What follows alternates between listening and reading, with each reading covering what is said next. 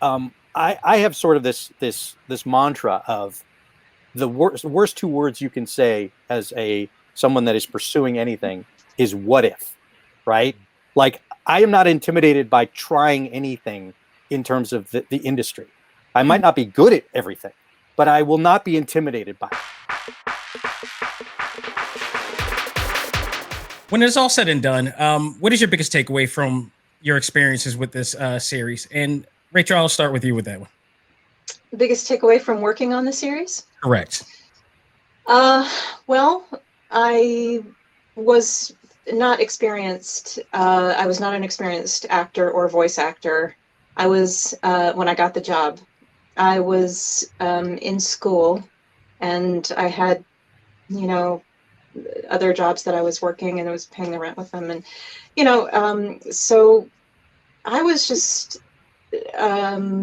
completely a little discombobulated when I came into it because it's, I sometimes I've been told by people that, voice acting must be a very easy job. You just go into the booth and you just stand in front of the script and you read it. I mean, and you just make some funny noises. And a lot of people think that that's what it is. And I said, well, sometimes you do make funny little noises and sometimes, but it's an incredibly difficult job. The lifestyle itself, especially if you're living in New York or Los Angeles, it's, you learn a great deal about how to cope with that because those are, New York City is a difficult place to live. And I learned how to cope with that. And because it was really the first time working on Pokemon was the first time professionally that I had just had to go back and back and back over and over, and the characters would develop and the story would develop. Mm-hmm. And then you get to know the director and the engineer, and it's not just like, oh, okay, we're done after a couple hours and, you go to the next job. This was like something that was developing over time. So that was a new aspect. So I just learned about, and because the very first weeks of recording the show were very challenging for me vocally, because I really wasn't 100% sure how they were going to sound.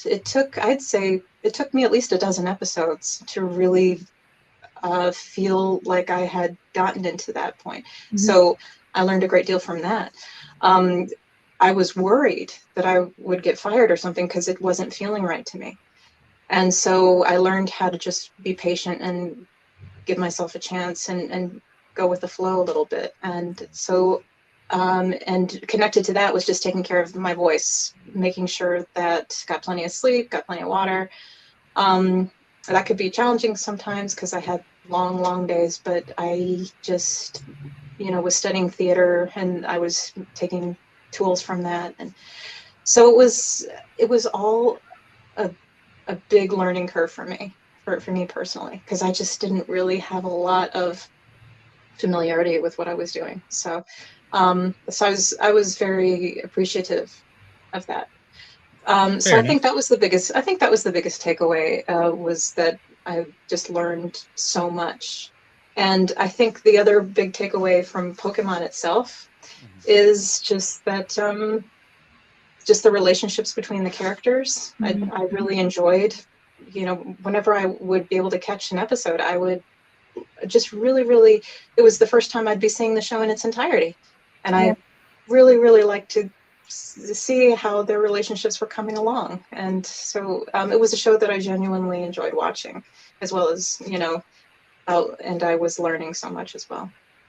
Awesome. So, Eric, what about you?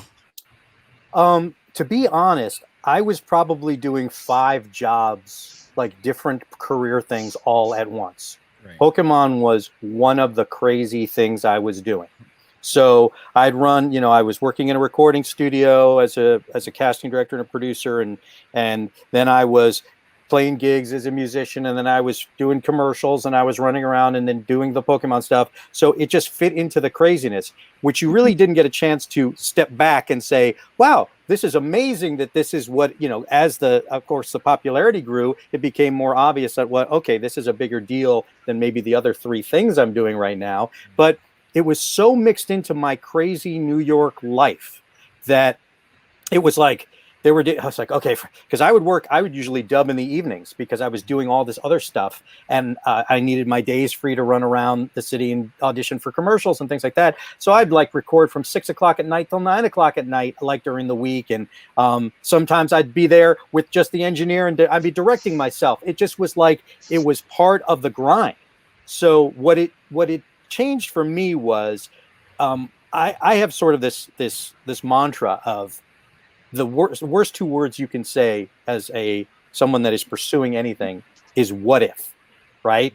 Like, I am not intimidated by trying anything in terms of the industry. I might not be good at everything, but I will not be intimidated by it, right? So when this came along, I was like, and this is what I do now. I'm going to do this. As a singer, I have the instrument to know how to at least adjust my voice and change my pitch and do all of this stuff. Sure, I've been doing some voice acting, but not as much cartoon stuff. I'm kind of funny. I can do this. So what it did was it proved to me that, like, yes, the only way you get to that successful place is enjoying the successful journey. And I loved working on the show. I love that you love it in revisiting it, and that fans can go back and watch that stuff. But like, I like the fact that this was thrown at me, and I was like, I got this. I can do this. It was a great challenge, but it was also very satisfying to even make myself laugh in some of the shows. Like, I enjoyed it. And I didn't write the lines. I enjoyed the journey. But you ran with it. Those James lines. Yeah. Oh. Yes. You can thank Kathy Borland for writing some of the best lines I've ever said in any cartoon. My compliments. Yeah. So, Veronica, what is your takeaway from this whole thing? I think I share the same as Rachel and Eric in that Pokemon was such a small part of what our daily lives were, that we all had so many different jobs at the time. My daughter was born at the end of the first season. And so it all kind of was a giant blur in a way, but it really made me realize how important focus is. When you get to your job, you need to focus, bring your A game, give 100%, because you don't know, as I've learned since, how far your work will ripple out. You don't know who your words will touch and what difference your words can make. And I think that's the same for when you're working on a cartoon, when you're talking to your friends, when you're talking to a group of people. Your words matter. And in this, our words mattered. The energy that everyone brought to this show, the open heart that people brought to this is what resonates now. And the show is funny, the lines were funny, but the commitment is what I think allows it to carry on. And I learned how important that commitment was, because for all of us, regardless of the turmoil of our real lives, you had to push all of that away and just jump into the sneakers or boots of these characters and be there and live those lives as fully as you possibly could. And that was a great joy, a great escape, and it was a great challenge. So I think that's something that I learned doing this show, and that's something that I carry with me all the time now. I wouldn't expect any less answer from Ash Ketchum. Well, thank you very much. Well, everybody, thank you again for being on this panel. I can't stress it enough.